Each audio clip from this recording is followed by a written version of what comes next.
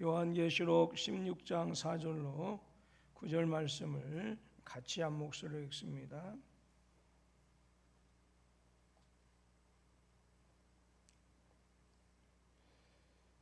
자, 요한계시록 16장 4절로 9절 말씀 시작.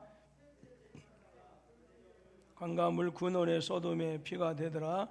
내가 들으니 물을 차지한 천사가 이르되 전에 이렇게 심판하시니 의로우시도다. 그들이 성도들과 선지자들의 피를 흘렸으므로 그들에게 피를 마시게 하신 것이 합당하니이다 하더라. 또 내가 들으니 제단이 말하기를 그러하다. 주 하나님 곧 전능하신 이시여 심판하시는 것이 참되시고 의로우시도다 하더라. 넷째 천사가 그 대접을 해에 소돔에 해가 권세를 받아 불로 사람들을 태우니 사람들이 크게 태움에 태워진지라.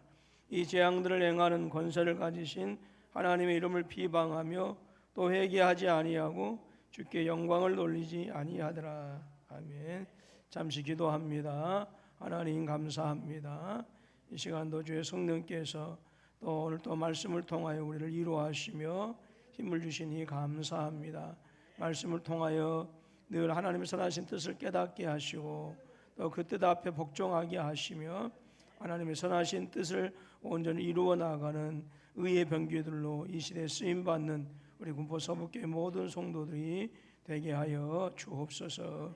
예수님의 이름으로 기도하옵나이다. 아멘. 지난주에는 첫째 심판, 둘째 대접 심판에 대해서 생각해 보았습니다. 그리고 땅과 바다에 대한 심판인데 대접 심판, 나팔 심판은 3분의 1이지만 대접 심판은 모든 지역, 모든 사람들에게 해당되어지는 그런 심판이다라고 하는 것이고요. 특별히 우리가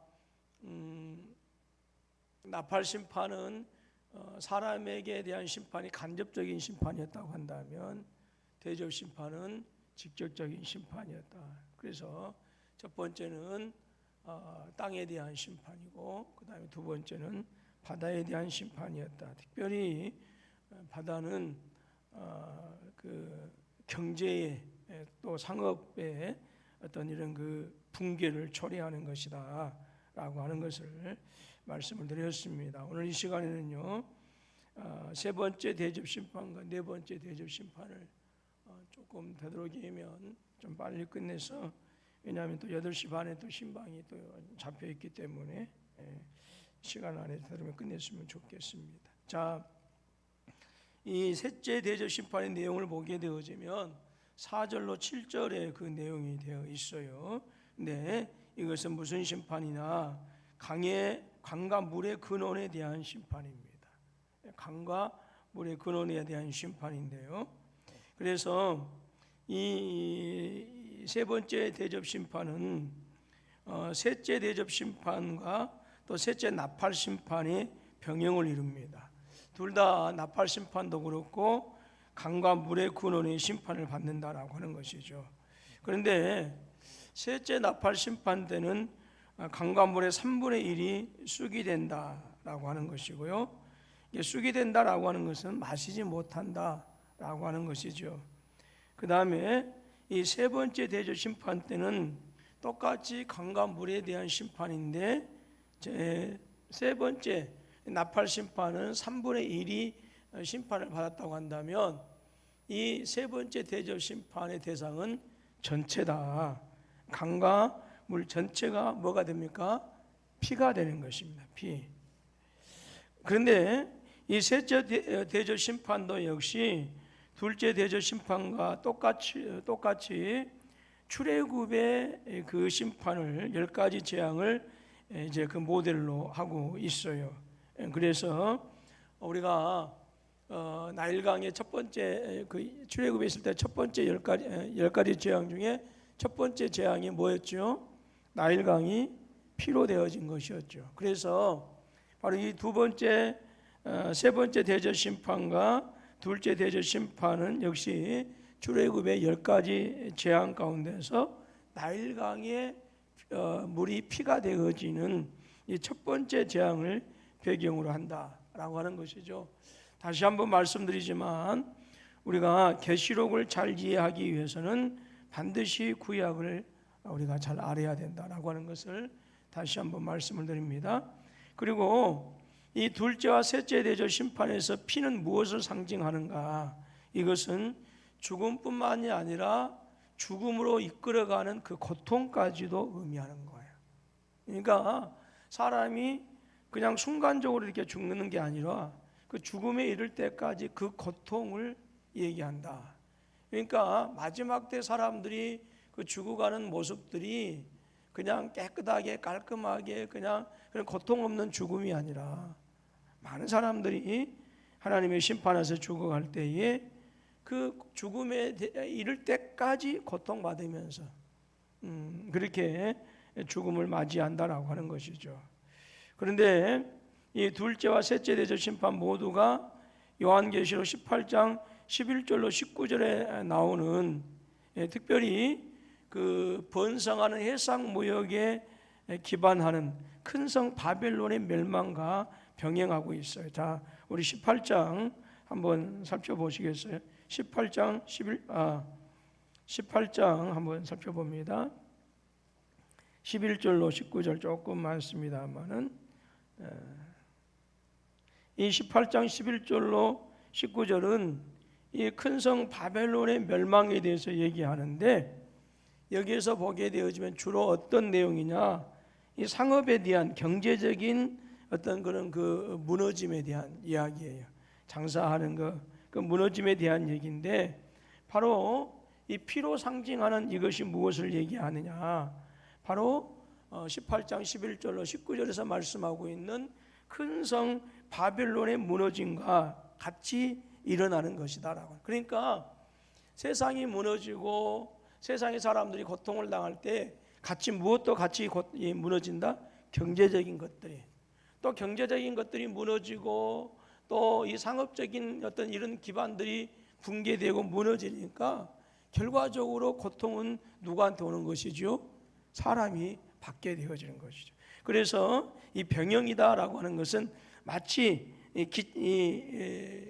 한 사건의 다른 표현이다라고 이렇게 할 수가 있어요. 그리고 또 어떤 것은 두 사건인데도 같이 이렇게 나란히 가는 것을 병영이라고 하는데, 그래서 피로 상징하고 있는 이 강과 그 다음에 바다의 물의 근원이 마른다라고 하는 이 심판과 바벨론의 심판은 같은 것이다라고 하는 것이죠. 결국 상업적인 것이 바벨론의 어떤 경제적인 것이 무너지는 것은 결과적으로 오늘 16절에서 얘기하고 있는 그런 사람들이 고통받는 또 죽음에 이를 때까지 고통받는 그것하고 같은 연속선상에서 함께 일어난 일들이다라고 하는 것이죠.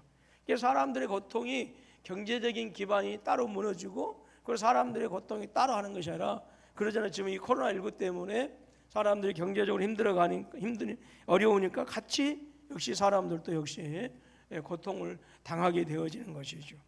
IMF로 말미암아서 이제 그것도 한국 경제가 상당히 많이 어려움을 당했을 때, 많은 회사들이 문을 닫고 공장이 문을 닫고 은행들이 부도했을 때에 결국은 수없이 많은 사람들이 스스로 목숨을 끊는 일들이 너무너무 많았다라고 하는 것이죠.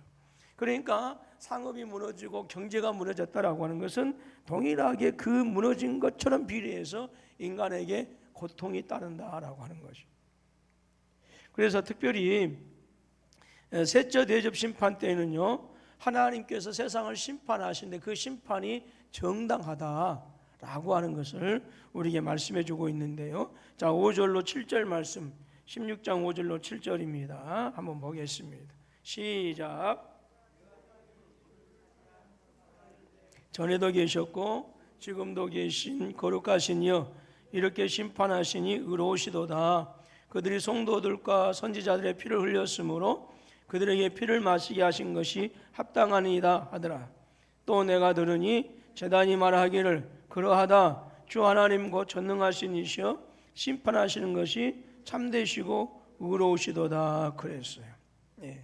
하나님의 심판은 세상 사람들 보기에는 불의하는 것 같고 또 정당하지 않은 것 같지만 하나님의 심판은 공의롭고 참되시고 정당하다라고 하는 것이죠. 여러분, 심판에 있어서 가장 중요한 것이 무엇이죠? 공평한 겁니다. 공평한 것. 우리는 가끔 운동할 때 그 심판들이 너무 일방적으로 한쪽 편을 이렇게 편을 들어서 다른 한쪽 편을 팀을 불리하게 한다든지, 그래서 그 심판의 어떤 이러한 그 잘못된 어떤 것들로 말미암아서 억울하게 지는 경우들도 많이 있다라고 하는 것이죠. 그 다음에 우리 사회에서 일어나고 있는 어떤 이런 그 사법적인 어떤 이런 여러 가지 많은 어떤 그런 좋지 않는 것들이 결국은 유전무죄, 무전유죄라고 하는, 돈이 있으면 죄가 없고 돈 없으면 죄가 되는 그런 시대가 우리가 사는 시대다라고 하는 것이. 그런데 이런 시대일수록 많은 사람들이 뭐 하는 거예요? 원통해하고 불만을 터뜨리게 되어지는 것이. 근데 우리 하나님의 심판은 그런 것이 있을 수가 없다라고 하는 것입니다. 세상의 재판관들은 자신들이 알지 못하고 또 잘못된 사고, 잘못 배우게 되어지면 엉뚱한 재판의 결과를 가지고 올 수 있어요. 그러나 하나님은 절대로 그 재판하시고 심판하신 데 있어서 공평하시다라고 하는 것이죠. 자, 그러면 이렇게 하나님께서 대접 심판을 통해서 불신자들을 이렇게 강도 높게 심판하신 것을 과연 우리가 공정하다 할 수 있느냐? 공정하다라고 하는 것이죠. 왜 그런가? 하나님이 의로우신 분이시기 때문에 하나님의 심판이 공정하시다라고 하는 거예요. 하나님은 전에도 계셨고 이제도 계신 거룩하신 하나님이십니다. 그래서 하나님은 거룩하신 분이시기 때문에 하나님의 심판 역시도 정의롭다, 의롭다라고 하는 것이죠. 그래서 만약에 재판을 하는 사람보다 재판당하는 사람의 힘이 더욱 크다고 하면 공평하게 재판이 이루어질 수가 없겠지요. 지금 어떤 사람이 죄를 지어서 이제 재판석에 들어왔어요. 그런데 그 사람의 힘이 세상에 그 어느 누구도 감당할 수 없을 정도로 막강한 권력을 가지고 있어요. 그러면 검사도 그렇고 판사도 그렇고 변호사도 그렇고 그 사람에 대한 온전한 심판을 제대로 할 수가 없어요. 그래서 재판관은 그러한 어떤 그 사회적인 배경이나 권력을 보면서 어떤 그 재판의 어떤 것을 공정하게 하는 것이 아니고 전혀 이해하지 못하고 납득하지 못하는 그런 결과를 가지고 올 수 있다라고 하는 것이죠. 그러니까 재판관이 공평하게 하기 위해서는 눈치 보지 아니하고 어떤 권력, 어떤 무엇보다도 그 재판에 어떤 권위가 있고 힘이 있어야 돼요. 안 그러면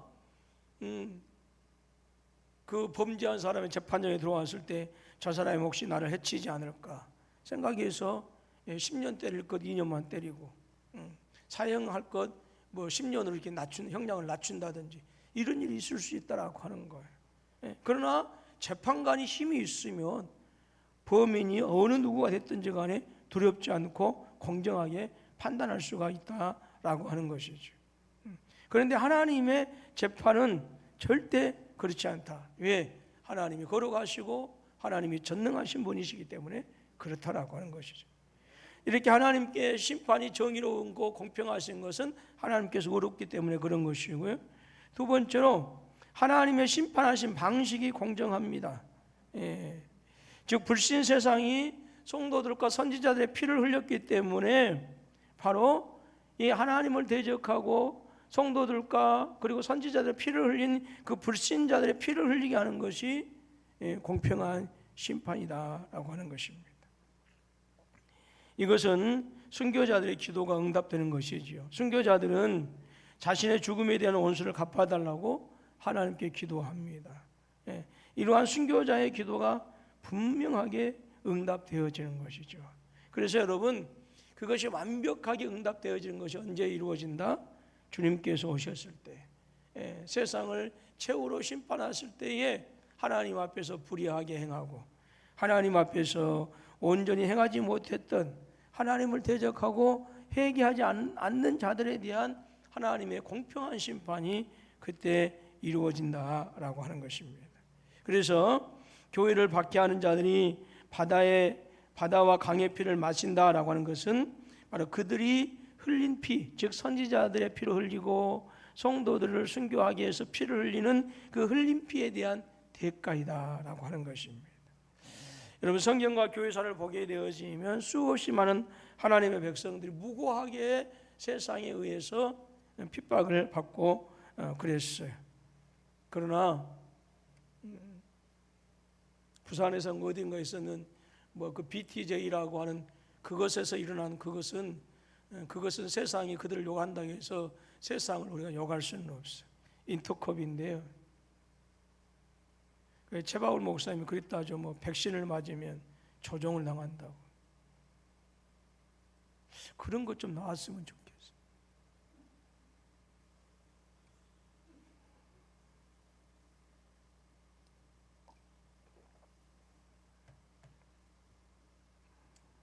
누구한테 조종을 당한다고 할지 모르겠죠.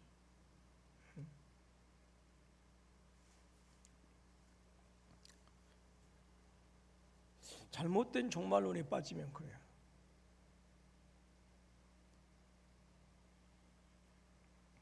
여러분, 교회는요, 그 사회의 고난과 고통을 생각하지 않고 우리들만 생각하면 안 돼. 하나님은 구약 성경에서 고아와 가부의 하나님이라고 그랬어요. 로마서에 보게 되어지면 세상의 정부와 높은 사람들을 위해서 기도하라고 그랬어요. 세상의 높은 사람들, 이 시대 정부가 올바로 정치를 잘해야 그 안에서 다스림을 받고 사는 우리도 평안하니까.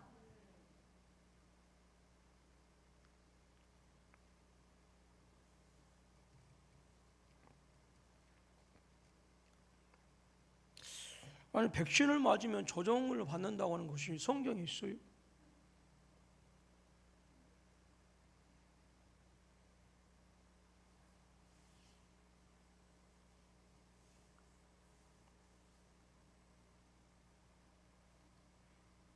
하나님에 대한 열성이 분명히 중요하지만 아무리 교회 일 열심히 한다고 하더라도 내 가정을 돌보지 않으면 그게 무슨, 우리가 하나님에 대한 열심이 있다고 하지만 세상의 고난에 대해서 눈 감고 살아간다고 한다면 그게 무슨 교회예요? 그건 아니에요. 그건 잘못된 거예요. 그래서 여러분, 교회는 세상에 핍박을 받을 수밖에 없어요. 그건 당연해요. 그건 세상의 그 도와 십자가의 도가 다르기 때문에. 그러나 교회는 세상을 품을 수 있고 적어도 세상에서 아름다운 삶의 어떤 그 지혜들을, 삶의 어떤 그런 것들, 모습들을 보여줄 수 있어야 돼요.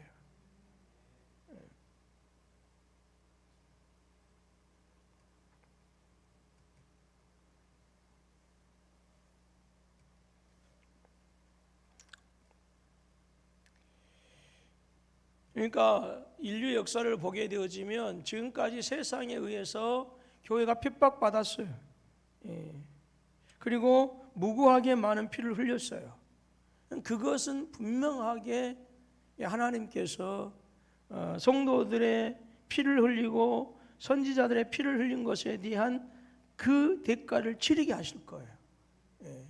그것이 이제 세 번째 대접심판, 강과 물의 근원에 대해서 피가 되어진다라고.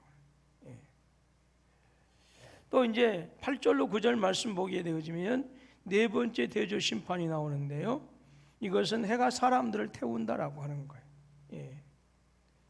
자, 넷째 대접 심판은 어디에 부어졌어요? 해에 부어집니다. 해가 불로 사람들을 태운다라고 하는 거예요. 그런데 이 심판은 출애굽기 10가지 재앙이 있어요, 없어요? 없다라고 하는 것이죠. 자, 지난번에 말씀을 드렸습니다.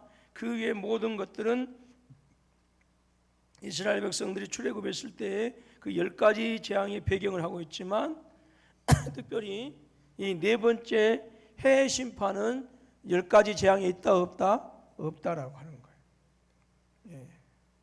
이것은 10가지 재앙이 없는데요. 근데 그 심판의 내용이 해가 사람들을 크게 태운다라고. 자, 이것은 요한계시록 7장 16절에 보게 되어지면 하나님께서 성도들에게 그렇게 약속하죠. 해나 아무 뜨거운 기운에 상하지 않는다라고 했는데, 이 요한복음 7장 16절에 나온 성도들을 향해서 해나 뜨거운 기운에 상하지 않는다라고 하는 것과는 반대되는 개념이죠. 자, 네 번째 심판 8절로 9절에서는 해가 사람들을 태운다라고 했는데, 7장 16절 말씀에서는 해나 뜨거운 기운이 성도들을 태운다 안 태운다? 안 태운다. 상하지 않게 한다라고 하는 것입니다. 근데 이 해를 태운다라고 하는 것은 결국은 그러면 누구한테 내리는 심판이냐? 짐승의 표를 받고 짐승의 우상에게 경배하는 자들에 대한 심판이다라고 하는 거예요. 자, 16장 1절에 뭐라고 그랬어요?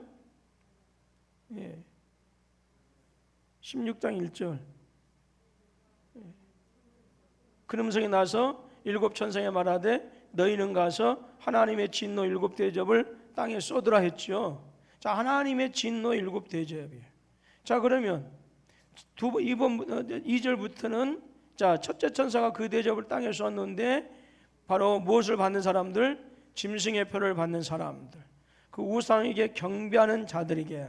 그러니까 첫 번째부터 일곱째 심판은 하나님의 진노의 심판인데, 하나님의 진노의 대상이 하나님을 잘 섬기는 사람들이겠어요? 아니면 우상 숭배자들이겠어요? 당연히 우상 숭배자들이겠죠. 그러니까 7장 16절에서는 성도들은 해나 아무 뜨거운 기운이 성도를 상하지 않게 하는데, 이 오늘 말씀에서는 해가 사람들을 태운다라고 하는 것이죠. 그러니까 16장에 있는 이 8절로 7절에 9절에 있는 이 말씀은 결국은 성도들에 대한 심판이 아니라 하나님을 대적하고 교회를 핍박하는 자들에 대한 하나님의 심판이다. 저는 겨울이 싫어요. 진짜 춥기도 춥지만 너무 그냥 밤이 빨리 와. 저는 24시간 낮이었으면 좋겠어요.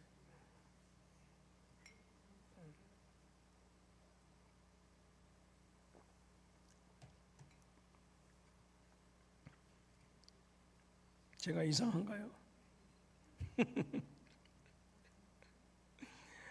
어쩔 때는 그냥 마음이 두근두근해지고 마음이 수산해져요. 겨울에는. 근데 여름에는 거의 그게 없어요. 여름에는 이렇게 밤이 돼도 마음이 스산해지거나 두근두근해진 게 없어요. 이상하게 겨울 되면 그래요. 겨울 되면 이게 지어서 사니까 그런지는 모르겠지.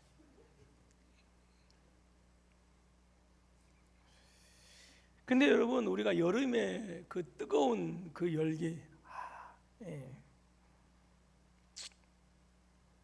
살인적이죠. 더구나 유대인들한테 그 광야의 뜨거움은요, 한낮에 50도씩 나가요.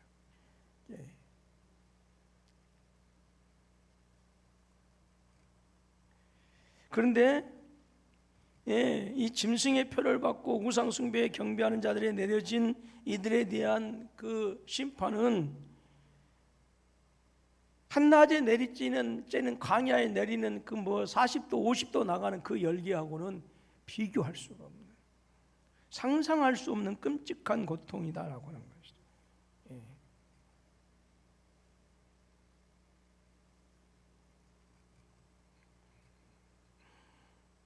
제가 전번에 얘기했죠. 저한테 고기를 사주더라고, 옆에 교회 다니라고 해서. 어떻게 하냐, 교회 안 다니면 여기 갈비 구워진 것보다 더 뜨겁게 구워질 텐데 지옥 가서 어떻게 할 거냐. 아니, 지옥 가서 이 갈비 구워진 것보다 더 뜨겁게 구워지고 죽고 싶어도 못 죽을 텐데 어떻게 할 거냐고. 불은, 이 요한계시록에서 나온 불은요, 하나님께서 세상을 심판하시는 심판의 가장 기본적인 도구가 바로 불이에요.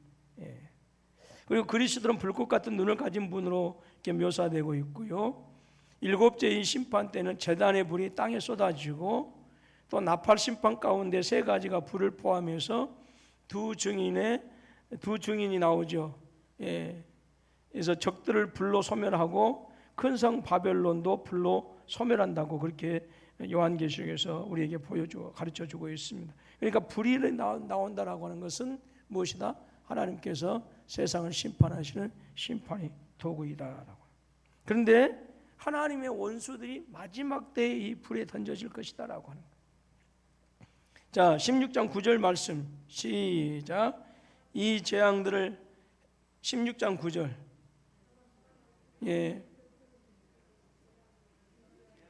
행하는 권세를 가지신 하나님의 이름을 비방하며 또 회개하지 아니하고 주께 영광을 돌리지 아니하더라. 이 사람들을 또 그 다음에 13장 6절 말씀 한번 펴볼랍니까? 시작. 밀려 하나님을 향하여 비방하되 그의 이름과 그의 장막 곧 하늘에 사는 자들을 비방하더라. 그러니까 하나님을 비방하고 대적하고 회개하지 아니한 사람들, 이 사람들이 그 끔찍한 영원한 불의 심판을 받는다라고. 그래서 이 넷째 대접 심판은 하나님의 심판을 받는 사람들의 반응을 우리에게 소개해주고 있는데요. 이 사람들이 심판을 받아도 하나님을 오히려 대적해요. 아이고 우리가 잘못했습니다. 하나님께 돌아오는 게 아니고 오히려 더 그러니까 구원받는 사람들은 하나님을 떠났다가도 어떤 일들이 일어날 때 깨닫고 돌아오는데 구원받지 못한 사람들은 깨닫지 못하는 거예요. 깨닫지 못하. 조만 해도 못 깨닫고요. 때리고 혼내도 못 깨달아요. 여러분, 그래서 우리의 자녀들이 또 우리 이웃과 친척들이 이 하나님의 말씀을 받았을 때에 그들이 하나님의 말씀을 온전히 깨닫고 구원의 비밀을 깨달을 수 있도록 기도를 해요. 그리고 이 하나님의 이름을 비방하는 자들은 어떤 사람들입니까? 주께 영광을 돌리지 아니한다라고 이렇게 했는데요. 이것은 회개하지 아니한다라고 하는 말하고 똑같은 말이에요. 하나님을 비방하는 자 어떤 사람들이냐?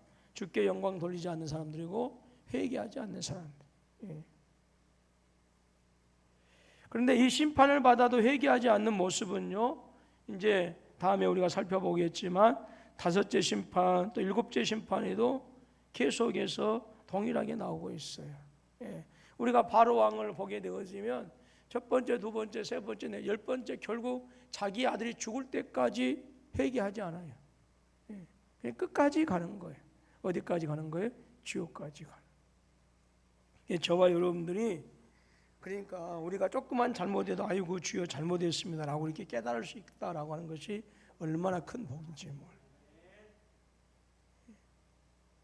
세상 사람들은 아니 교회 가서 기도할 때마다 회개합니다. 그런데 저 사람들은 아침부터 저녁까지 죄만 짓고 살아봐 이렇게 할지 모르겠지만 우리가 그 자그마한 죄라도 우리가 하나님 앞에서 잘못했음을 깨닫고 회개할 수 있다라고 하는 것이 이것이 얼마나 하나님께서 우리에게 주신 은혜이냐라고 하는 거예요. 잘 먹고 잘 살고 건강하면 사는 것만이 은혜가 아니라 오늘 이 시대에 내가 하나님 앞에서 정말 죄인인 것을 깨닫고 그래서 하나님 앞에서 내가 회개하면서 그래서 나를 구원하신 그 하나님의 은혜로 세상을 살아가면서 마지막에는 저 영원한 하나님 나라에 들어갈 수 있다라고 하는 사실을 알고 살아가는 것이 얼마나 큰 복이냐라고. 돈이 있다고 해서 깨달을 수 있는가요? 건강해서 깨달을 수 있다고 하는가요? 아니죠. 건강하고 돈이 있고 많이 배워도 이 영적인 비밀들은 깨닫지 못하는 거예요. 결국 어떤 사람들에게 심판이 임하느냐? 하나님을 끝까지 알지 못하고 깨닫지 못하고 돌이키지 아니하는 사람들에게 첫 번째, 두 번째, 세 번째, 네 번째, 일곱 번째 심판이 임하게 되어지는. 오늘 네 번째 심판과 세 번째 심판에 대해서 살펴보았는데요. 바로 첫 번째 대접 심판을 통해서 바로 그 죽음까지 이르는 그 고통, 그리고 이것은 결국 또한 무엇과 병행한다? 18장 11절로 19절에서 말씀하고 있는 큰 성 바벨론의 멸망과 같이 동일한 것이다라고 하는 거예요. 같이 같은 시대에 똑같은 모든 사람들에게 동일하게 일어나는 그 세상에 대한 심판이고, 그걸로 인한 고통을 겪는다라고 하는 거예요. 그리고 하나님의 심판은 하나님이 의로우신 분이기 때문에 정당하고, 또 하나님께서 심판하신 그 방법이 공의롭기 때문에, 공정하기 때문에 그 심판이 정당하고, 또한 우리가 네 번째 대접 심판을 통해서 바로 사람들이 이제 해가 사람들을 태우는데, 바로 이것은 믿지 않는 자들에 대한 하나님의 무서운 심판이다라고 하는 것이고, 결국 어떤 자들에게 주어지는 심판이냐? 회개하지 아니하고 돌이키지 아니하는 자들에 대한 하나님의 심판이다라고 하는 것을 우리에게 말씀합니다. 이 어지러운 시대에 오늘 우리가 하나님의 선하신 뜻을 깨닫고, 그래서 이 마지막 때를 살아가는 우리에게 있어서 우리가 주님 나라를 소망하면서 살아갈 수 있다라고 하는 것이 얼마나 고맙고 감사한 일인지 모릅니다. 코로나19로 인해서 교회가 세상에 대해서 욕을 하는 것은 교회의 잘못이 더 많아요.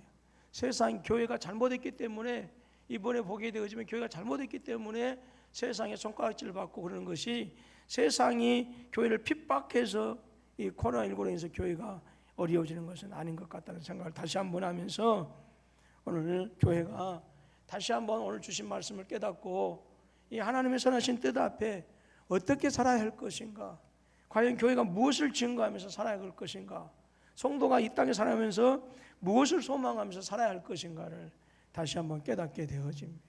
오늘 하나님의 심판이 여전히 이루어지고 있다. 그러면서도 하나님의 사람들을 위한 구원의 역사가 똑같이 이루어지고 있다라고 하는 사실을 깨닫고요.